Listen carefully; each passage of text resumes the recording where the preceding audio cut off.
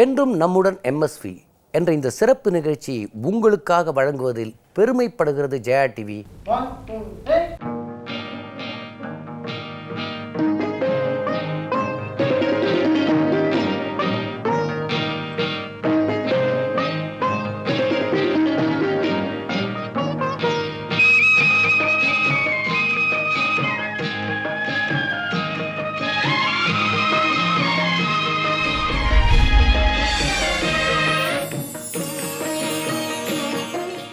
மெல்லிசை மன்னர் எம்.எஸ். விஸ்வநாதன் இசையின் பாதிப்பு இல்லாத தமிழக இசையமைப்பாளர்களே கிடையாது. ஏன் வடக்கே கூட அவருடைய பாணியை பின்பற்றியவர்கள் ஏராளம். அந்த மாதிரி மிகப்பெரிய பாதிப்புக்குள்ளானவர் இசைஞானி இளையராஜா. என் சின்ன வயதில் அவருடைய பாட்டை கேட்டு அதன் மூலமாகத்தான் எனக்கு சங்கீதமே என் காதில் ஏறிற்று என்பார். அவருடைய பாதிப்பு என்னை அறியாமல் எப்படி வந்தது என்று சொல்லியிருக்கிறார். உதாரணமாக, என்னவென்று சொல்வதம்மா வஞ்சி உந்தன் பேரழகை, அந்த பாட்டை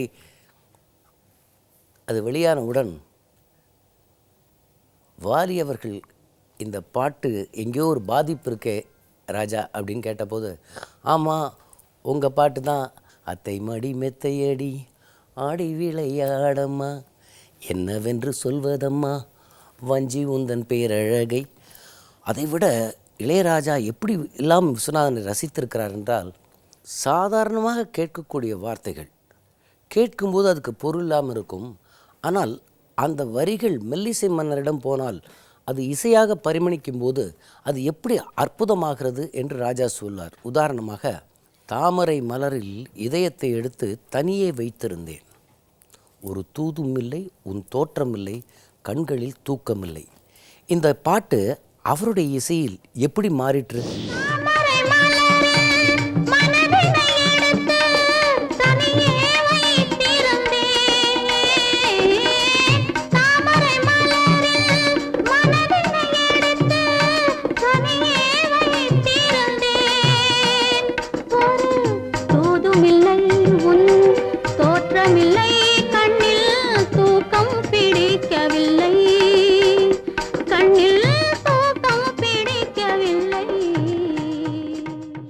இதை சொல்லிவிட்டு ஒரு மேடையில் மெல்லிசை மன்னர்கள் இருக்கும்போது அவர் வெளிப்படையாக சொன்ன வார்த்தை என்னவென்றால், எம்எஸ்வி துப்பிய எச்சில் நான் என்றார். விஸ்வநாதனை பதறிப்போனார். சொன்னார், நீங்கள் துப்புகிற அந்த எச்சிலில் கூட ஒரு சங்கீதம் இருப்பது எனக்கு தெரியும் என்றால். அப்படி என்றால் இசைஞானிக்கு இவர் மீது எத்தனை ஈடுபாடு! அவர் பற்றிய நினைவுகளை பகிர்ந்து கொள்வது என்பது, அவரை சந்திக்காத காலங்களிலிருந்து என்னுடைய இளவயதில் அவருடைய இசை கேட்டு வளர்ந்து அவர் எங்களுக்கு ஒரு கந்தர்வனைப் போல கீதம் இசைப்பவராகத்தான் எங்களுக்கு தோன்றினார். அப்படிப்பட்டவரை நேரிலே சந்திக்கக்கூடிய வாய்ப்பு 1968 வருடங்களுக்கு அப்புறம்தான் எங்களுக்கு கிட்டியது. அதுவும் ராயப்பேட்டையில் நானும் பாரதி ராஜாவும் அண்ணன் பாஸ்கரும் மூவரும் ஒரு சிறிய அறையை வாடகைக்கு எடுத்து அதில் தங்கியிருக்கும் பொழுது என்னுடைய மாஸ்டர் தன்ராஜ் மாஸ்டர் அவரிடம் கற்றுக்கொள்வதற்காக பஸ்ஸுக்கு காசு இல்லாமல் ராயப்பேட்டையிலிருந்து லஸ் கார்னர் வரை நடந்து செல்வது வழக்கம்.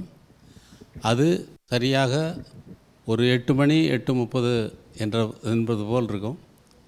அந்த 8:30க்கு வரும்பொழுது 8:30 நான் இருக்கக்கூடிய இடத்தில் அவருடைய எம்எஸ்வி 52 அந்த ஃபியட் கார் வந்து பாஸ் ஆகி போகும். அதில் முன்னாடி வந்து கை வச்சு எம்எஸ்வி உட்கார்ந்துருப்பார். நான் கொஞ்சம் முன்னாடி போயிட்டால் கூட அதை ஒரு நாள் கவனித்து விட்டு அவரை பார்ப்பதற்கென்றே ராதாகிருஷ்ணன் சாலை அதில் அந்த ரோட்டில் வந்து அந்த கார்னரில் வந்து அந்த ஜங்ஷனில் வந்து நான் காத்திருப்பது வழக்கம். அல்லது சில நேரங்களில் அந்த கார் போய்விட்டால் மிகவும் வருத்தத்தோடு கிளாஸுக்கு வகுப்புக்கு நான் தன்ராஜ் மாஸ்டரிடம் செல்வது வழக்கம். அப்படி சந்தித்து பின் அவருடைய இசையமைப்பிலேயே வாசிப்பதற்கு ஒரு வாத்தியக்காரனாக நான் சென்றது. நான் 2-3 படங்களுக்கு பின்னணி இசையிலே அவருடன் காம்போ ஆர்கன் வாசித்தது. இவை அனைத்தும் நான் ஒரு இசையமைப்பாளன் ஆன பின்னால் அடிக்கடி அவரை சந்திக்கின்ற நேரம் எப்படி இருக்கும் என்றால் 2 பேருடைய ரெக்கார்டிங்கும் ஒரே ஸ்டுடியோவில் இருக்கும். ஏவிஎம்மில் காலையில் அண்ணனுடைய ரெக்கார்டிங் இருந்ததென்றால் மத்தியானம் 2 மணிக்கு என்னுடைய ரெக்கார்டிங் இருக்கும். அவருடைய ரெக்கார்டிங் கொஞ்சம் தாமதமானால் என்னுடைய ஆர்கெஸ்ட்ரா அங்கே வந்து காத்திருக்கும். நான் சென்றால் அவர் ரெக்கார்டிங்கை முடித்துவிட்டு வருகின்ற நேரத்திலே வணக்கம் போட்டு செல்வது வழக்கமாக இருந்தது. சில நேரங்களில் என்னுடைய ரெக்கார்டிங் இருந்தால் அவர் முன்னாடியே வந்துருப்பார். ஐயோ அண்ணன் வந்துட்டாரேன்னு சொல்லி நான் சீக்கிரமாக முடிக்க வேண்டியிருக்கும். உதாரணமாக தண்ணி கருத்திருச்சு என்ற பாடலை நான் ஜி.கே. வெங்கடேஷ் அவர்கள் பாட வேண்டும் என்று விரும்பி அவரை பாட வைத்து கொண்டிருந்தேன். அவருக்கு ரொம்ப மறதி ரொம்ப ஜாஸ்தி. அவருடைய பாடல்களையே அவருக்காக அவர் கம்போஸ் செய்த பின்னால் அவர் மறந்து விடுவார். ப்ரொடியூசருக்கோ அல்லது டைரக்டருக்கோ வாசித்து காட்ட வேண்டும் என்றால் என்னைத்தான் பாடச் சொல்வார். ஏனென்றால் நான் அத்தனையும் அவர் கம்போஸ் செய்தவுடன் அப்படியே டேப் ரெக்கார்டரை போல ஞாபகம் வைத்து கொண்டு பாடுவதனால் என்னை பாட சொல்வார்.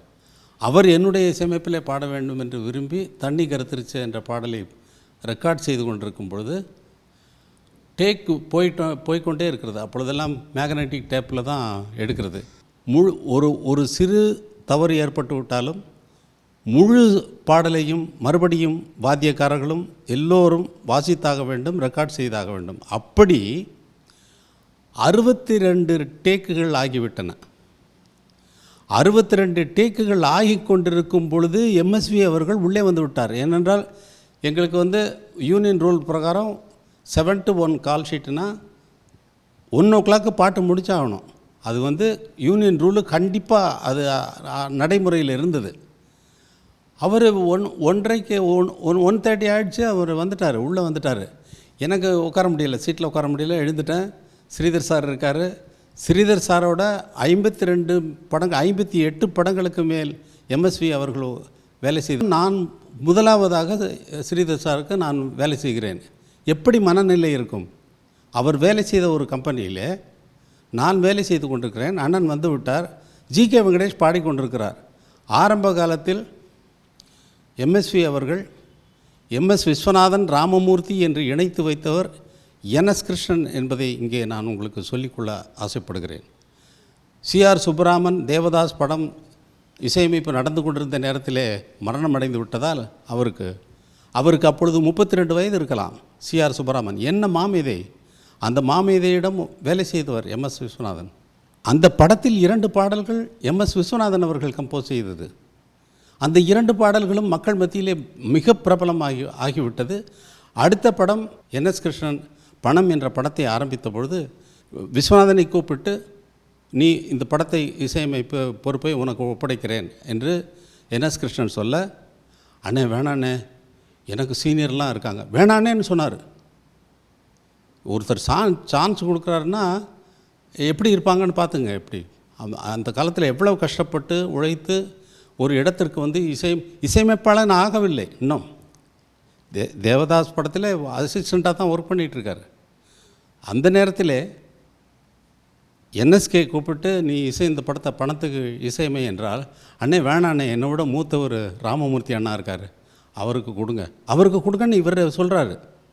ஆஹா, நான் உனக்கு கொடுக்குறதா சொல்கிறேன், வேணா 2 பேரும் சேர்ந்துக்குங்க அப்படின்னு சொல்லிட்டு விஸ்வநாதன், ராமமூர்த்தி உதவி ஜி.கே. வெங்கடேஷ்னு போட்டது என்.எஸ். கிருஷ்ணன் தான் இந்த குழுவையே உருவாக்கியவர். எங்கே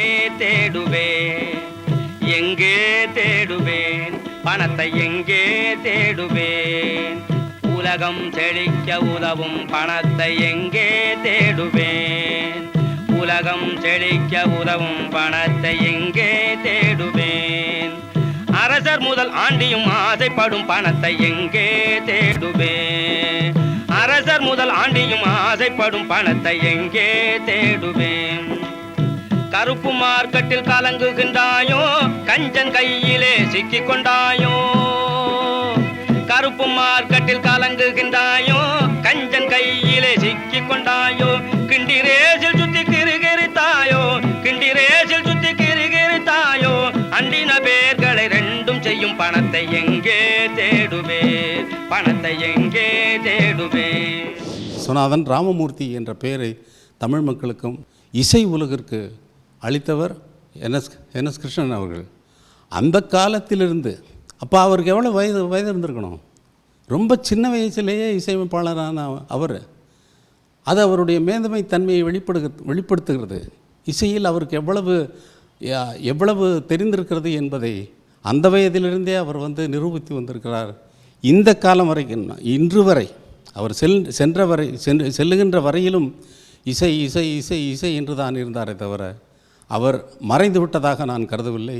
இசை வடிவமாக நம்முடனே வாழ்ந்து கொண்டிருக்கிறார் என்றுதான் நான் சொல்வேன்.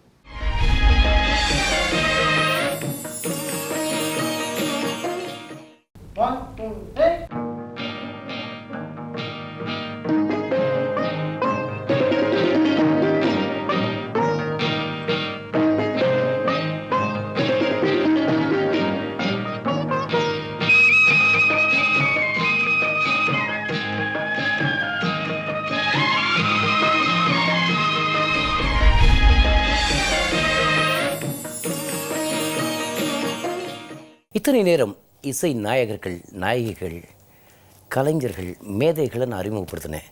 ஆனால் அடுத்து வரப்போவது ஒரு நாதம்.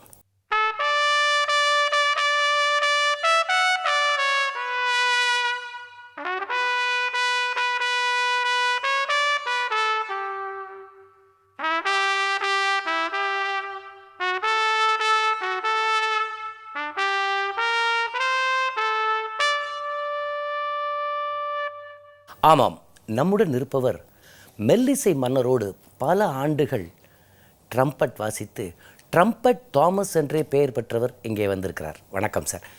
எனக்கு ஒரே ஒரு அடிப்படை சொல்லுங்கள், விஸ்வநாதன் சாரோட நீங்கள் எப்படி ஐக்கியமானீங்க? எனக்கு சின்ன வயசுலேருந்து அவர் மியூசிக் நான் ரொம்ப இஷ்டம். எங்கள் ஃபாதர் அவர்கிட்ட வாசிட்டு இருந்தார். ஃபாதர் பேர் என்ன? Das, trumpet Das. Trumpet Das, right. So அவர் எல்லாம் எம்ஜிஆர் சார் படங்க, சிவாஜி சார் படங்க, இது மாதிரி எல்லா படம் கம்ப்ளீட்டாக அவர் தான் வாசிப்பார். எல்லாத்துக்கும் உலக சுற்று வாலிபன், அது அன்பேவா, அது சிவந்தமன், இந்த மாதிரி நிறைய பிக்சர்ஸ், ஆல் த நெஞ்ச மரப்பதில், இது மாதிரி நிறையா சொல்லிட்டு போகலாம் அவருக்கு. ஸோ அவருக்கு அப்பாவுக்கு ரொம்ப பெட்டு, ஒரு விஸ்வநாதனுக்கே அப்பா மேலே ரொம்ப பெட்டு. ஸோ நான் அவர் ப்ரோக்ராம்ஸ்லாம் பார்த்துட்டு வருவேன். எனக்கு ரொம்ப இன்ட்ரெஸ்ட். அப்போது ஆக்சுவலாக என்ன வயலின் கற்று வச்சுருந்தார் எங்கள் அப்பா. பட் இந்த இன்ஸ்ட்ருமெண்ட் மேலே எனக்கு ரொம்ப அது ஒரு பெரிய பாசம், ஒரு ஆசை.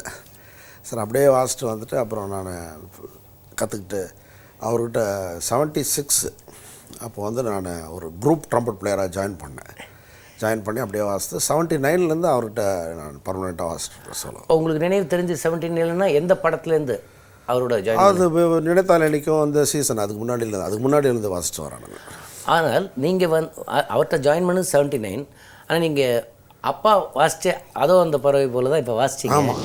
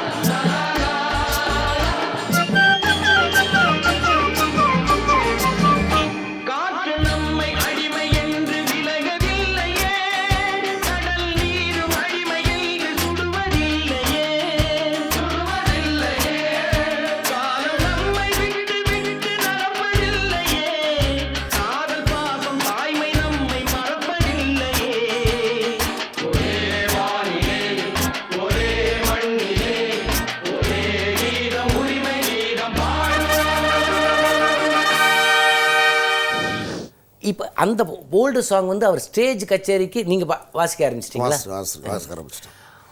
இந்த ட்ரம்பட்ன்ற இன்ஸ்ட்ருமெண்ட்டுக்கு மெல்லிசை மன்னர் பல படங்களில் கொடுத்துருப்பார். ஆனால் எங்களுக்கு நுணுக்கமாக பார்த்தா தான் எங்களுக்கு தெரியும். எந்தெந்த படங்களில் ட்ரம்பட்டு வந்து ரொம்ப இம்பார்ட்டன்ஸ் கொடுத்த சில பாடல்கள் உங்களுக்கு தெரியுமா? நிறைய சாங்ஸ் இருக்குது சார். அவர் வந்து is a versatile music director. ஆக்சுவலாக நான் சில சமயம் ஒண்டர் பண்ணுவேன், அது அவர் வந்து இந்தியனா இல்லை ஸ்பானிஷ் பிளட் ஓடுதா அவருக்கு அப்படின்ட்டு. ஏன்னா அவர் சாங்ஸ்லாம் பார்த்தீங்கன்னா எல்லாமே Brazilian, Spanish, Latin American styles ஜாஸ்தி இருக்கும். போனால் போகட்டும் போடா, இதெல்லாம் அந்த லாட்டின் ரிதம் பேஸ்டு ரிதம்ஸ் வரும்.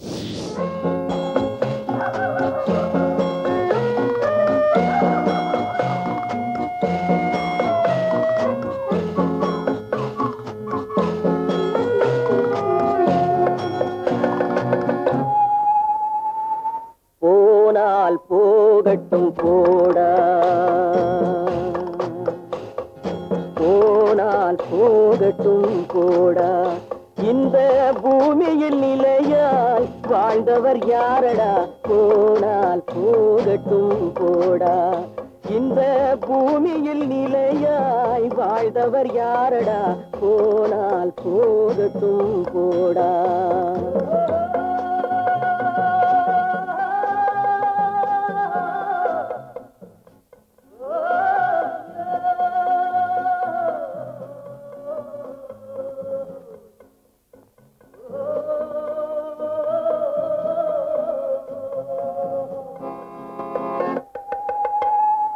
வந்தது தெரியும் போவது எங்கே, வாசல் நமக்கே தெரியாது, வந்தவரெல்லாம் தங்கிவிட்டால் இந்த மண்ணில் நமக்கே இடமேது.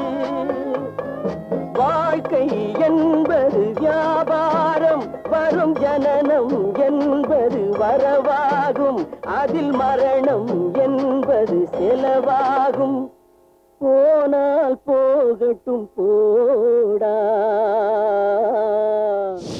அதே மாதிரி இன்னொரு சாங்கு சாங்குன்னு பார்த்தீங்கன்னா இப்போ நல்ல ஒரு தத்துவ சாங்காக இருக்கட்டும். இப்போ ஒரு ஒரு ஒரு இம்பார்ட்டன்ட் பீஸ் அப்படின்னா ஒரு லலபே அண்ட் ஒரு ட்ரம்பட் வச்சு இது பண்ணார். அது ஒரு தாலாட்டியும் அது வச்சு அது பார்த்தீங்கன்னா அது ரொம்ப ஃபேமஸ் சாங்.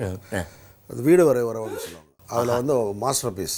எங்கள் அப்பாவோட கலைக்கு லூயி மாமான்னு சொல்லுவாங்க. அது விஸ்வநாதனுக்கு ரொம்ப க்ளோஸ். அவங்களாம் ஒரு 4 மியூசிஷியன்ஸ் ரொம்ப க்ளோஸாகவே இருப்பார்.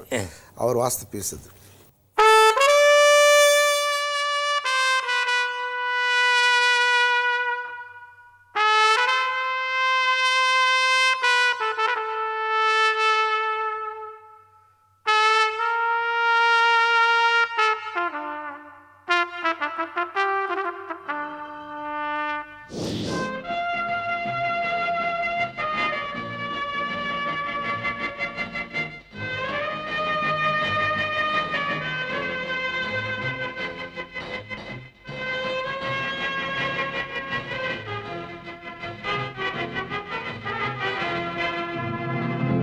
ஆடும் வரை ஆட்டம், ஆயிரத்தில் நாட்டம், ஆடும் வரை ஆட்டம், ஆயிரத்தில் நாட்டம், கூடி வரும் கூட்டம் கொள்ளி வரை வருமா.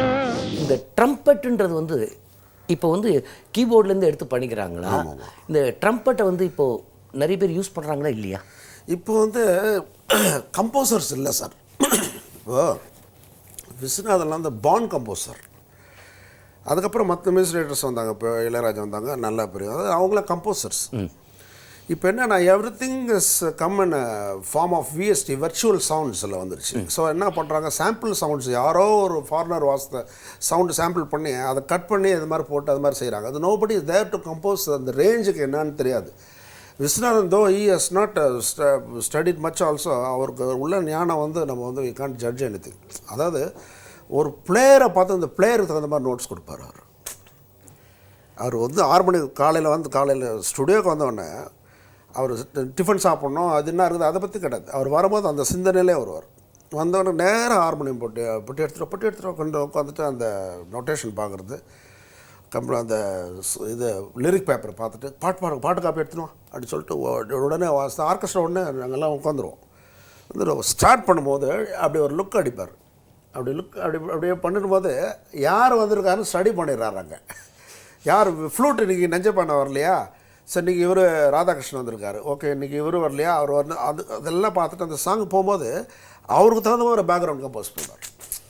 அந்த மியூசிஷியன் ஆர்கெஸ்ட்ராங்க அவர் பெரிய பிளேயர்ஸ் வந்துன்னு சொல்லிட்டு டஃப்பான பிட்டு கொடுத்து அவங்கள துன்புறுத்தணும் அப்படின்னு கிடையாது. ரொம்ப ஈஸியாக மெல்லிசையாக உங்களுக்கு என்ன வரும் அது எனக்கு ஒரு 2 பிரைட் சாங் ஆடியன்ஸ்க்கு புரிகிற மாதிரி 2 சாங்ஸ் நான் சொல்கிறேன் ஒரு நிமிஷம். இப்போ நான் சிம்லா ஸ்பெஷலாக நான் வாசம் ஒன்று சாங் ஒன்று இருக்குது, நம்ம கமலாசன் சார் உனக்கு என்ன மேலே அதில் தேர்ட் பேக்ரவுண்ட். அதாவது அந்த சுச்சுவேஷனு ரொம்ப சூப்பர் சுச்சுவேஷன். அவங்க அம்மா வந்து அங்கே இறந்து போயிட்டாங்க. பட் அந்த இடத்துல வந்து அவங்க என்டர்டைன்மெண்ட் பண்ணி ஆகணும். இந்த மாதிரி சுச்சுவேஷன் கம்போசர் வந்து விஸ்வநாதன் சார் விட்டால் வேறு யாரும் செய்ய முடியாது சார். அதாவது அவர் எங்களுக்கு சொல்லிக் கொடுத்த பாடம் அப்படின்னா, நீ ஒரு மியூசிக் பண்ணும்போது நீ வந்து ஹீரோ மாறின சுச்சுவேஷன் நீ தான்டா ஹீரோ, திங்க் பண்ண அந்த லொக்கேஷன் போகணும்னு சொல்லுவாருங்க. நிறைய அவர் எங்களுக்கு டீச் பண்ணியிருக்காரு. அதுதான் நாங்கள் வாத்தியார்னு கூப்பிடுவோங்க. வாத்தியார் ரெக்கார்டிங்க அப்படின்னு சொல்லுவோம். பயம் மியூசிஷியன்ஸுக்கு பயம், ஐயோ நீங்கள் வாத்தியார் ரெக்கார்டிங் என்ன கொடுப்பார். எங்கள் அப்பா சொல்லுவார், விசு ரெக்கார்டிங்னா எக்ஸாமினேஷன் நினச்சிட்டு போ, என்ன வரும் தெரியாது, பி ப்ரிப்பேர்டு அப்படின்வார். ப்ரிப்பேர்டாக இருக்கணும். அங்கே அவர் என்ன கொடுப்பார், என்ன சமாச்சாரன்றதில் அது கரெக்டாக வாசிக்கணும். அவர் வந்து he has given a best for all the musician. ஒரு ஏர் ட்ரைனிங் இல்லை. இப்போ நாங்கள் 3 வேல், இந்த வேலில் வந்து நான் இந்த ட்ரம்பட்டை வாசித்து எல்லா சுரங்களும் வாசிக்கணும், கஷ்டம். பிச்சிங்கு நான் இப்போ எப்படி கொண்டாடுறது அதெல்லாம் வந்து அவர் வந்து ஒரு நோட்ஸ் இதாக அவர் சொல்லுவார். எழுதுறது 4 சுரம் சொல்கிறேன், நீ என்ன ஆர்ட் போட்டிருக்க, காதில் கட்டி வாசி அப்படின்னு சொல்லி அப்படி வாசிக்க வச்சு எல்லா சுதியிலும் வாசிக்கிற மாதிரி பண்ண விட்டவர் அவர் தான். அந்த சிம்லா ஸ்பெஷல்.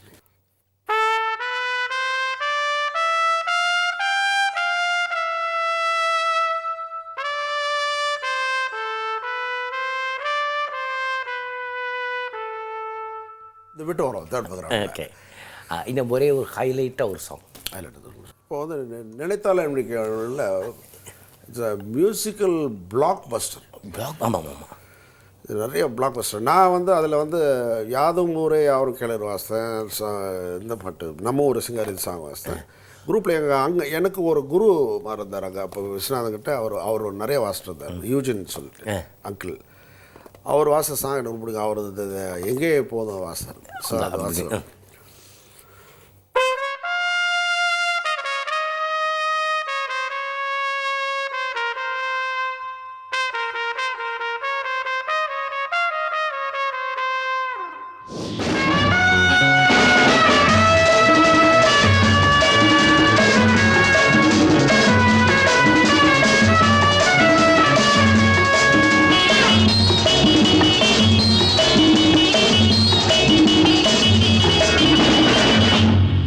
எங்கேயும் எப்போதும் சங்கீதம் சந்தோஷம். ராத்திரிகள் வந்துவிட்டால் சாத்திரங்கள் ஓடிவிடும். எங்கேயும் எப்போதும் சங்கீதம் சந்தோஷம். ராத்திரிகள் வந்துவிட்டால் சாத்திரங்கள் ஓடிவிடும்.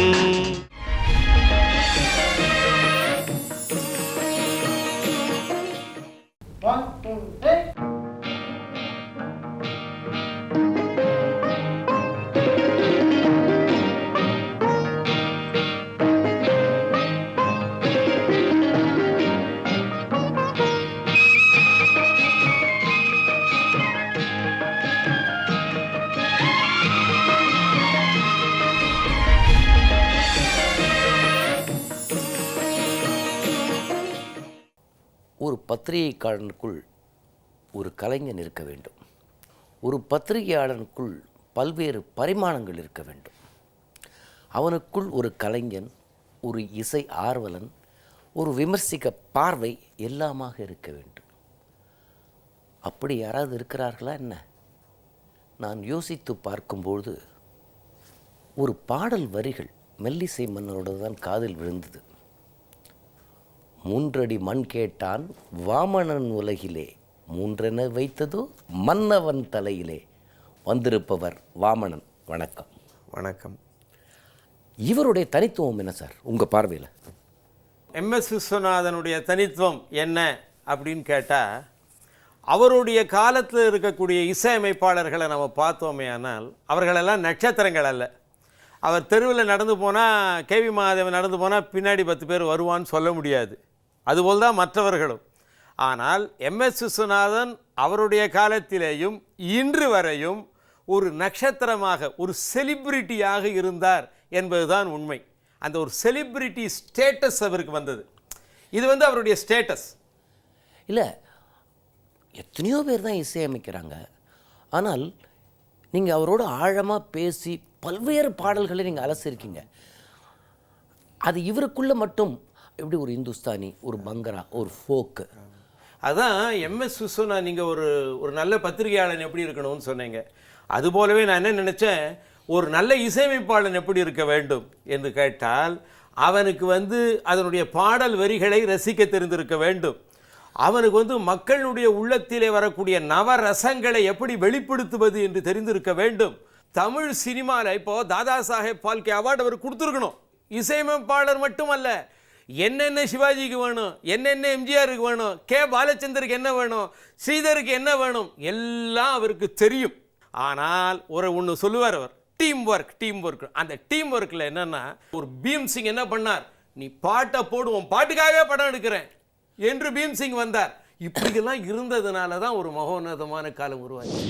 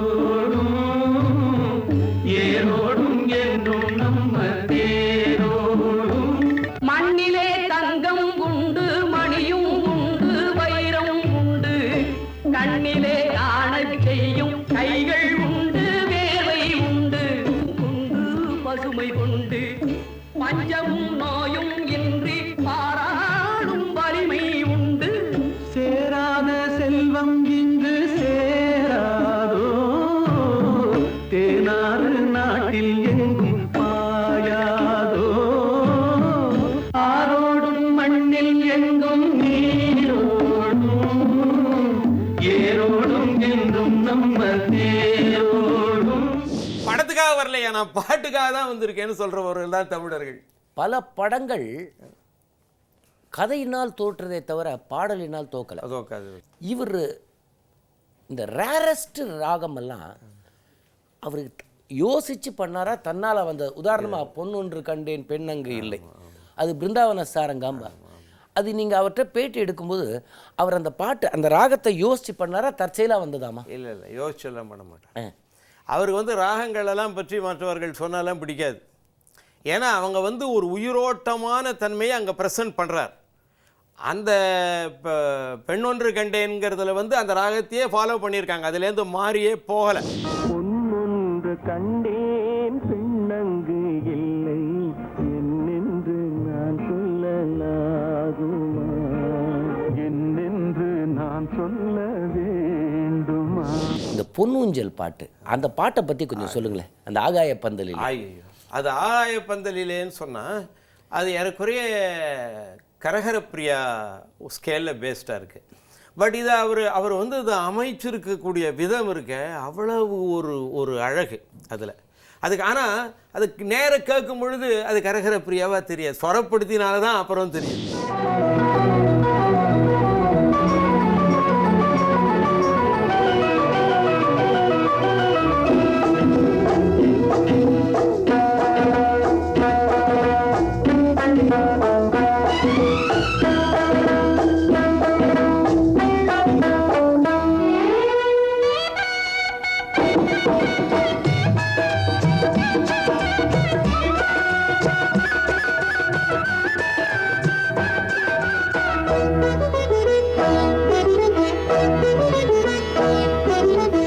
ஆகாய பந்தலிலே பொன்னூஞ்சலாடுதம்மா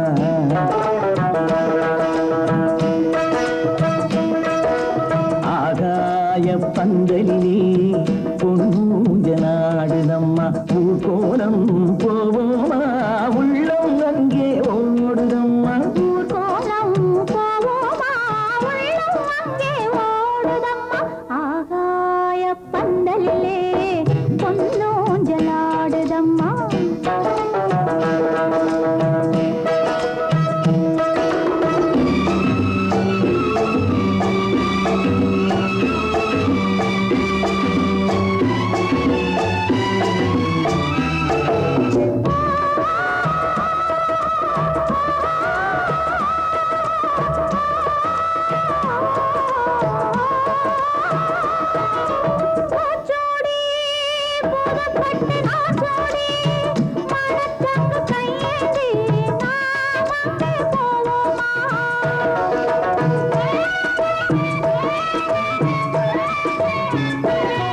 ஒரு தடவை விஸ்வநாதன் அப்படின்னா ஸ்வரஞானம் ரொம்ப பிடிக்கும் அவருக்கு.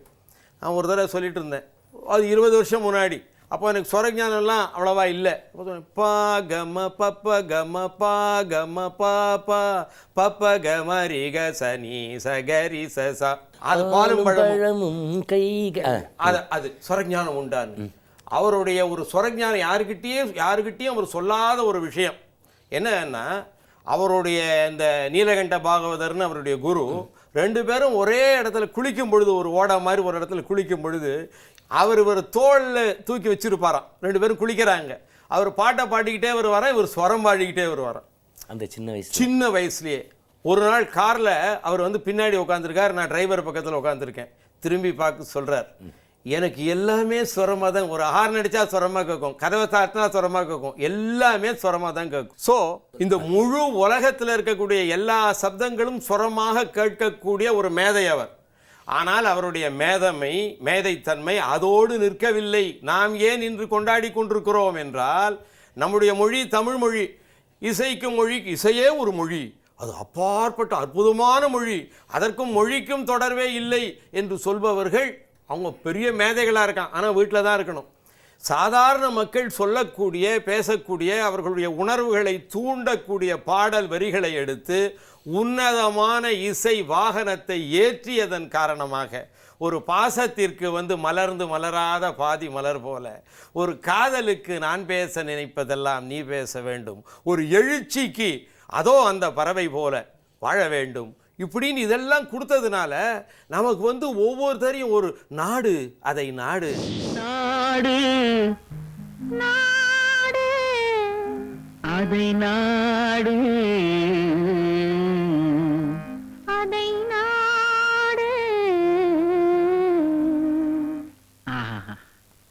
அதை நாடாவிட்டால் ஏது வீடு அதை நாடாவிட்டால் ஏது வீடு நாடு அதை நாடு அதை நாடாவிட்டால் ஏது வீடு. அது உன்னதமான உணர்ச்சிகள். இந்த உணர்ச்சிகளுக்கெல்லாம் இசை வாகனம் தந்து நம்ம இங்கோ சொர்க்கத்தில், இந்த பூமியில் இருக்கும் பொழுதே நம்மளை சொர்க்கத்தில் ஏற்றி வைக்கிற மாதிரியான ஒரு மாபெரும் தொண்டை செய்தவர் தான் இந்த மெல்லிசை மன்னர் விஸ்வநாதன் அப்படிங்கிற சாதாரண இந்த குள்ளமான ஒரு ஆசாமி. இருமலர்கள் படம் எடுத்துட்டா எல்லாரும் உடனே மாதவி பொன்மையிலால் பாட்டை சொல்லுவாங்க. சண்முக பிரியாவா, கரையாப்பிரியா, அதில் எந்த பாட்டு இருந்தாலும் இந்த பாட்டு என்னமோ என்னை அறியாமல் ஒரு ஸ்கின் டிலேட்டிங்காக இருக்கும். கடவுள் தந்த இரு மலர்கள், கண் மலர்ந்த பொன் மலர்கள், ஒன்று பாவை கூந்தலிலே, ஒன்று பாதை ஓரத்திலே. கடவுள் தந்த இரு மலர்கள், கண் மலர்ந்த பொன் மலர்கள், ஒன்று பாவை கூந்தலிலே, ஒன்று பாதை ஓரத்திலே. கடவுள் தந்த இரு மலர்கள், இரு மலர்கள்.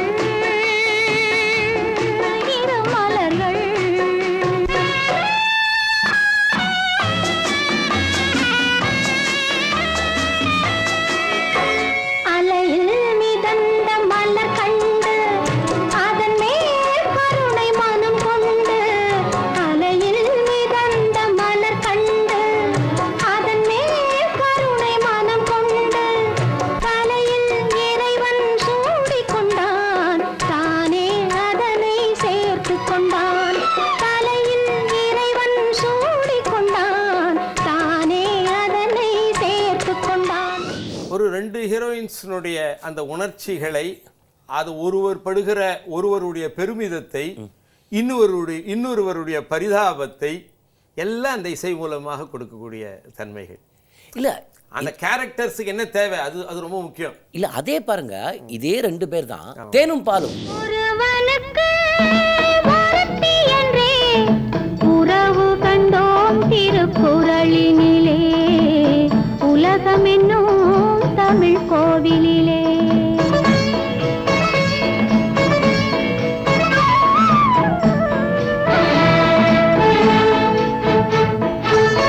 நெஞ்சிருந்தால் நினைவிருக்கும், நினைவில் ஒரு மலர் இருக்கும். நெஞ்சிருந்தால் நினைவிருக்கும், நினைவில் ஒரு மலர் இருக்கும். ஒரு மலரு மனது வைத்து உறவு கண்டால் நல்ல சுகம் இருக்கும். அதே கான்ட்ராஸ்ட் தேனும் பாலும்ல இவ அட்வைஸ் பண்ணுவா. 2வது ஒய்ஃப் வந்துட்டாலும் ஒருவனுக்கு ஒருத்தி என்று உறவு கொண்டோம் திருக்குறள். அட்வைஸ் பண்றதை விட எப்பொழுதும் இணக்கமாக போவது தான் சுகம். இந்த மகதீர் ராகத்தை, அது இந்த ராகத்தை கண்டுபிடிச்சதே பாலமுரளியா அப்படின்னு சொல்ல முடியாது. இந்த மாதிரி இது ஒரு பெரிய பிரச்சனை. அப்ப ஆமா, வித்வத் சபைகளுடைய பிரச்சனை. ஆமா, இதெல்லாம் நிறைய இருக்கு. அது என்ன பெருமைனா, இந்த 4 ஸ்வரத்தை வச்சுக்கிட்டு இப்படி ஒரு அற்புதமான ஒரு அதுக்குள்ள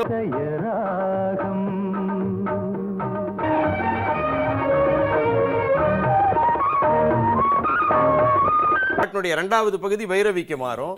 முதல் பகுதி மகதின்னு சொன்னோம்னா அபூர்வ ராகமா இருக்கு. 4 சுரங்கள் எடுக்கக்கூடிய அபூர்வ ராகமா எடுத்துக்கோ. சில அபூர்வ ராகங்கள்லாம் சில பேர் எடுப்பாங்க. அறிந்தும் அறியாதது போல் இருக்கின்றார் உன் புகழை, தெரிந்தும் தெரியாதது போல் நடிக்கின்றார்.